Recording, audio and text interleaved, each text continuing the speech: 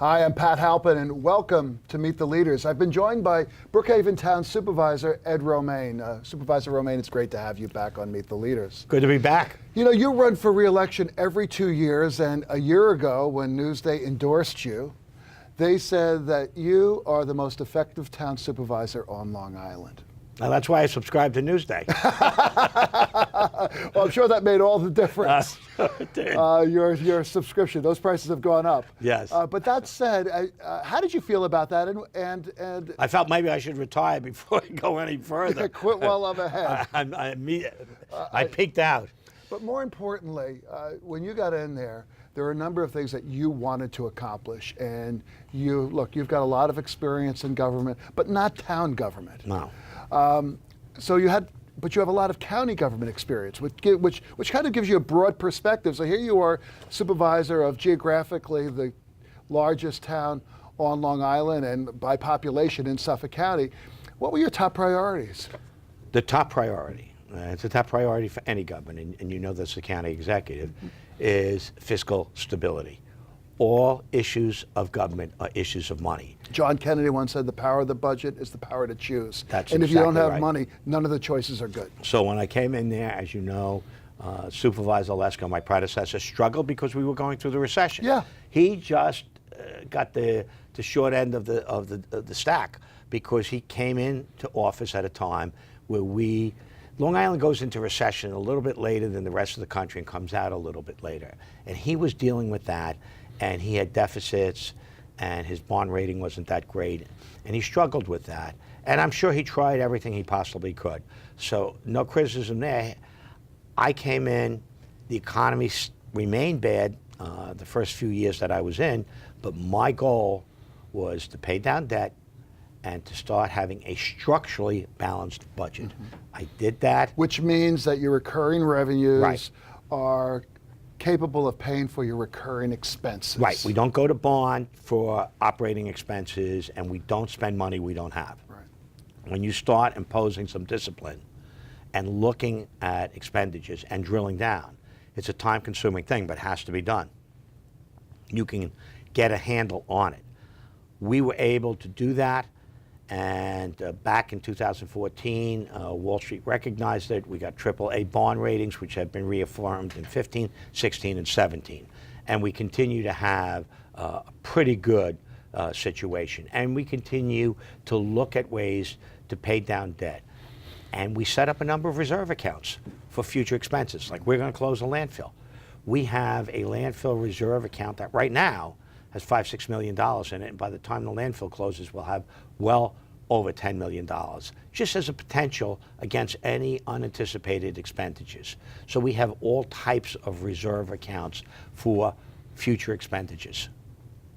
It's not exciting, it doesn't set off rockets, but it does get you. But you're also making a number of strategic investments. Right. There has been an extraordinary investment in town parks. Yes. And without a good credit rating, you know, the bonds that you might borrow to finance a park or a road project or whatever large capital expense, those bonds are going to cost higher and cost more. Much more. And the interest rates we've got a great Parks Commissioner, Ed Morris, Jr. Yeah. He does a good job, and we have some really good parks. We still have to invest in some of them. Some of them need some tender love and care, but a lot of them are, first-rate parks. You've also been recognized recently by the state. The town of Brookhaven was awarded a $20 million grant from the state. Yes. Because of the work, the plan that the town has put together involving how to improve efficiency in government, how to reduce the numbers of government entities that are out there and improve procurement across all of the entities that make up the town of Brookhaven. I'm talking about, school districts, fire districts, all of the different jurisdictions and villages. Tell us why you did so well. I mean, it sounds like one hell of a plan, and the state doesn't give that kind of a grant out unless you have put together a well thought out plan that can be implemented. We sat down and we said, first of all, we all agree, we have too much government.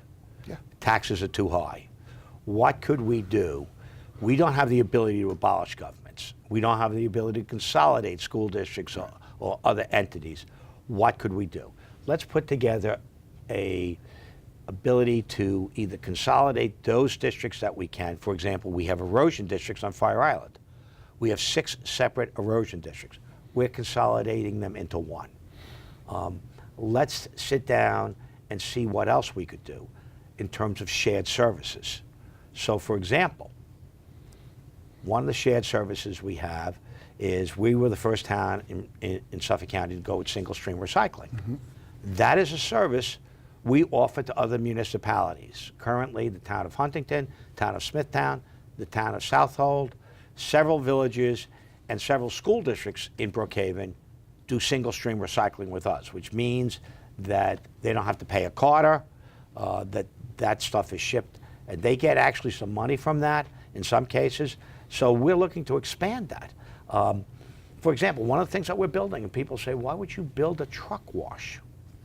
Yeah, why would you build a truck wash? Why would you build a truck? What the heck is that for? Yeah. We're building one at our landfill, but that's going to be used by several municipalities. Why do you wash trucks? Because they get corroded in the winter, from the salt, from a whole host of other things. So the highway department is in the middle of building their own truck wash in Coram. We're building this truck wash for school buses. We're building it for ambulances. We're building it for fire trucks. We're building it for town equipment other than highway, so that we all share in this facility. Right. It's one of those things like, why do we have to build something new for everything? It's incredible. So it's shared services from something as simple as truck wash to, doing single stream recycling, to a whole host of different things, to consolidating districts, to taking our ambulance districts. Right now we have 9 ambulance districts. Most people in Brookhaven have a fire department with the ambulance, but there are 9 separate districts with ambulances. We are now going to do third-party billing for auto accidents, because it's no fault. Right. Yeah, it's like, well, why hasn't that been done? That way, all the money that is collected will go to reduce taxes in those ambulance districts. So we're thinking always. So they just didn't have the wherewithal to do it 9 different Right. 9 different entities. So we're going to do that. Okay. But we're running short on time, but I do have to ask you a question.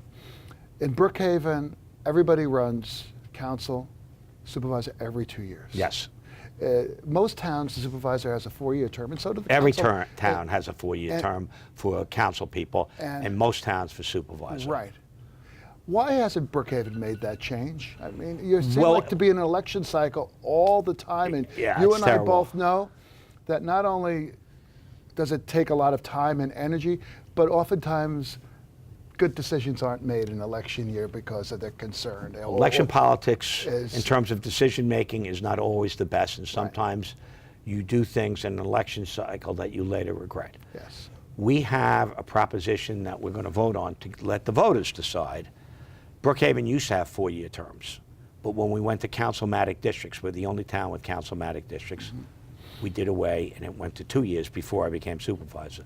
So now we're putting it up this fall, and with that will be an absolute 12-year term limit. Now, I'm not a great believer in term limits. I think voters can vote you out if they don't want to. But I said, okay, I understand the need to put those two together. And the things we do oftentimes, as you know, in politics is a compromise. So we're putting up the 4-year term with that absolute 12-year term limit, so you can't serve forever. What's the reaction so far as you go out across All the town civic to leaders talk but about it? one Yeah. have been very positive. Well, that is a major accomplishment. Yeah, all the civic leaders, because they understand Yeah. what happens Right. in election cycles. And you'd rather be judged on the breadth of your accomplishments, and you can't do much if you're newly elected. That first year you're learning Right. where the bathroom is, among other things, and the second year you're busy running for re-election. So a 4-year term gives you an opportunity to plan longer term things. The success of a town is based on long-term planning. That should be a lesson also for our 2 counties. Yep. We have a regional planning council. I served on it for 5 years. is not powerful. It has no real authority. It's not a planning board, which used to be. It's a planning council, which is kind of a fancy name for a discussion group. Very well-intentioned people, very capable people, but really more long-term planning has to be done by the two counties. More long-term planning has to be done by the towns. Because if you don't have a long-term plan, if you don't have a goal, Yeah. and you have enough time to achieve it, you're always in a short-term. I couldn't agree more. And in fact, as you know, I serve on the board of the Water Authority. Right. The Water Authority is the highest rated water authority in the state of New York, and one of only 70 in the state that have AAA credit ratings. But one of the things that the board did 5 years ago was to develop a 10-year plan that's updated annually. That's great. And that was a major consideration by the rating agencies the last time around. Because not only does it enable the people who are working in the water authority or in government Right. to see what are they doing, how does that fit with the long-range goals of any organization, and good organizations do that. I couldn't agree with you Well, the Water Authority is one of the great things in Suffolk County. It's not part of county government. Nope. It's an independent authority. And over the years, and I've watched it and supported it, it has taken over a lot of private water companies. Nassau should learn from the example in Suffolk. Because they have a conglomeration of all these private ones. Yeah. American Water is, I think, under investigation now for Well, other things. and their rates are three, Right. 4 times Right. what people in Suffolk pay. We need the Water Authority now more than ever, and we need a Water Authority that's going to look at some of the threats that we have to our aquifer. Yep. It really is disturbing. The plumes, the stuff from the firefighting equipment that you're aware of, all the things that threaten our water sources, because you guys got to manage it. You do a great job at the Water Authority. I'm a big fan and supporter of the Water Authority. Well, we're a big fan of yours. In fact, we've worked with the town to expand water service on Fire Island and hope to do a lot more of that. Good. Mr. Supervisor, thank you so much It was a pleasure. for Good to see coming. you. Thanks so much. We really appreciate it. That's going to do it for this edition of Meet the Leaders. I'm Pat Halpin. We'll see you next time.